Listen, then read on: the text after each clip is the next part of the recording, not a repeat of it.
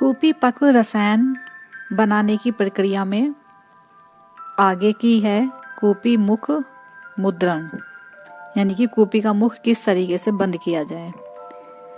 इसके पहले की वीडियो में हमने कूपी पक्व रस क्या होता है, ये कितने प्रकार का होता है और इसमें अग्नि की क्या क्या मात्रा दी जाती है, कूपी के कौन से पार्ट में जो रसौषधि है वो हमें मिल सकती है, कूपी बनाने से पहले रस बनाने से पहले उसमें कौन सी औषधियों का संयोग चाहिए होता है, कजली इसमें मुख्य रूप से बताया गया था, कौन से यंत्र यूज होंगे, क्या भावना द्रव्य है, इसके बारे में पहले की वीडियो में डिस्कस किया था।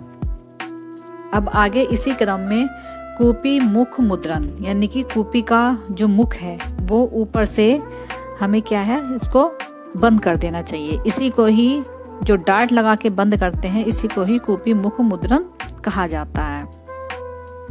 जिससे मुख को बंद किया जाता है उसे मुद्रा कहते हैं और मुद्रा दो प्रकार की होती है, एक मदन मुद्रा है, दूसरी हठ मुद्रा है। इसमें जब कूपी का मुख हमें बंद करना होता है तो हम उसको केवल मुल्तानी मिट्टी और कपड़े, यानी कि कपड़े को मुल्तानी मिट्टी में भिगो करके उससे भी इसका कूपी का मुख बंद कर दिया जाता है। मुख मुद्रण से पूर्व, यानी कि मुख को बंद करने से पूर्व हमें इन बातों का ध्यान रखना है। पहला कि जब रसौषधि का जब पाक हो रहा होता है तो उसमें जब आग की जो लपटें हैं अगर वो निकलना बंद हो जाए उस समय मुद्रण करना चाहिए।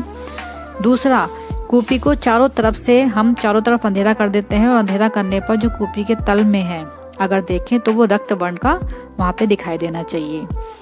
तीसरा, कूपी में अगर हम ठंडी लोहे की शलाका को या कोई साइकिल के पहिए का तार आदि हो उसको डालने पर अगर शलाका में धुआं ना लगे, मतलब कूपी में से धुआं ना निकले, तो इसका मतलब गंधक जीर्ण हो गया है, ऐसा जानना चाहिए। तो इन बातों का मुद्रण से पूर्व ध्यान रखना है।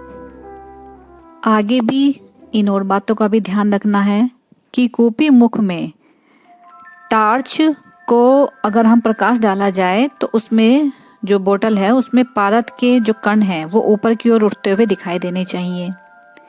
इसके अतिरिक्त कूपी मुख पर अगर हम तांबे का सिक्का रख दिया जाए तो उस पर भी पारद के कण जो है वो चिपके हुए दिखाई दें, जिससे कि जो सिक्का है वो श्वेत वर्ण का दिखता है।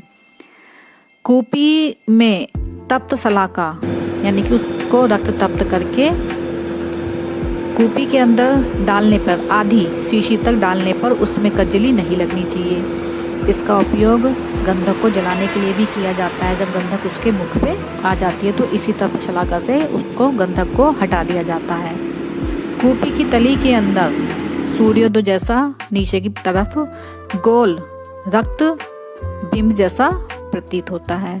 तो जब हम ये सब लक्षण देखते हैं तो इस लक्षणों के आधार पर ही आगे मुख जो मुद्रण है उसको करना चाहिए। जब हम ये कंफर्म हो जाए कि ये सब चीजें मिल रही हैं देखने के लिए तो उसका मुख मुद्रण कर देते हैं। यहाँ पर ये बात ध्यान देने की है, रस पुष्प और रस कर्पूर में मृदु अग्नि दी जाती है, ये जो कूपी पक्व रस है, और स्वर्ण वंग में मध्यम अग्नि का प्रयोग करते हैं। मध्यम अग्नि यानी कि 400 से 420 डिग्री तक हम इसमें देते हैं। तो हमें किन बातों का ध्यान देना है मुद्रण करने से पूर्व?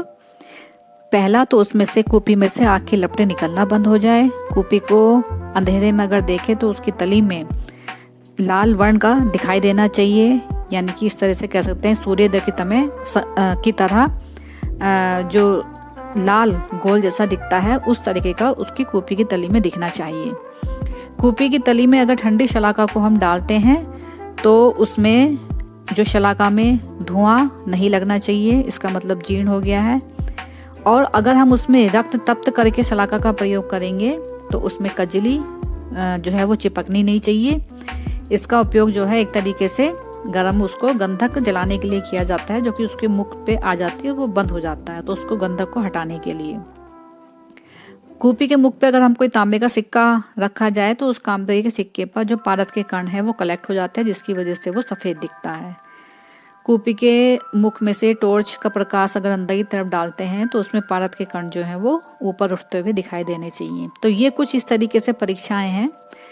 जब ये हमें कंफर्म हो जाए तो उसके बाद ही जो कूपी का जो मुख है उसमें मुद्रण करना चाहिए, यानी कि उसको बांध देना चाहिए।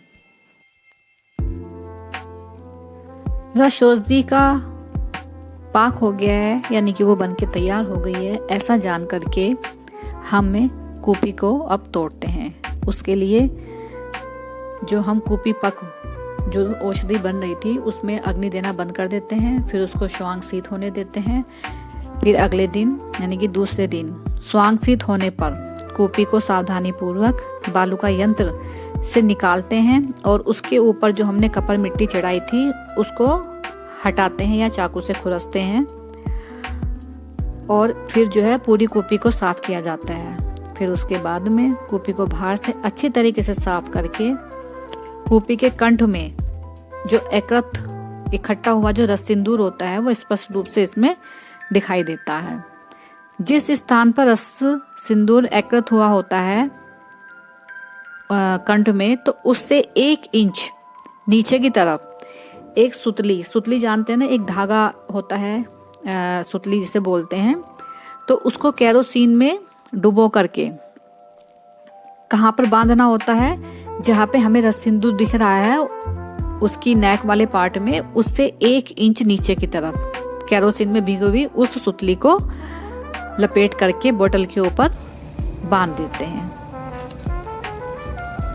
फिर ये जो कूपी के चारों तरफ जो बंधी हुई जो सुतली होती है इसमें हम आग लगा देते हैं।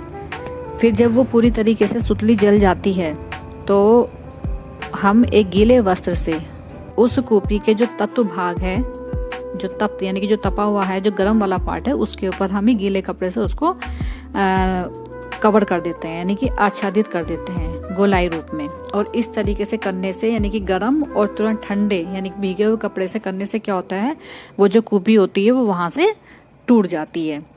फिर उस वस्त्र को हटा देते हैं और कूपी के ऊर्ध्व भाग में जो कलेक्ट हुआ जो रस सिंदूर होता है उसको हम खुरच करके धीरे धीरे या हल्के से पधार से उसको जो चिपका हुआ जो कूपी पक में कंठ में रहता है उसको हम रस सिंदूर को पृथक कर लेते हैं। तो इस तरीके से जो है कूपी पक रसायन की जो विधि बताई गई है और इसमें किस तरीके से हमें कूपी को तोड़ना चाहिए ये सावधानी इसमें रखनी होती है। फिर ये प्राप्त रस सिंदूर को सुरक्षित करके चूर्ण रूप में ही बना करके इसको रख लेते हैं। कांच के छोटे छोटे टुकड़ों को औषधि से निकाल करके हम अलग कर लेते हैं, क्योंकि कभी क्या होता है कि तोड़ते समय कुछ कांच के टुकड़े भी इसमें आ जाते हैं। जो ये जो रस सिंदूर है इसकी जो सवीरता अवधि है वो 10 वर्ष की बताई गई है। तो ये एक तरीके से इसमें रस सिंदूर निर्माण की जो विधि है वो बताई है, जिसमें कि किस तरीके से कितनी अग्नि और क्या दी गई थी, क्या इसकी परीक्षा थी कि कूपी पक रस सिंदूर का निर्माण हो चुका है, किस तरीके से ये जो बोतल होती है तोड़ी जाती है, क्या ट्रिक होती है इस बोतल को तोड़ने की, और किस तरीके से हम जो है रस सिंदूर को प्राप्त करते हैं। तो ये इस तरीके से इस वीडियो में यहाँ पर रस सिंदूर निर्माण की विधि के बारे में बताया है, जो कि एक कूपी पक रसायन है। तो आज के लिए इतना ही। नेक्स्ट वीडियो में मिलते हैं अगले टॉपिक के साथ। तब तक के लिए थैंक यू, धन्यवाद।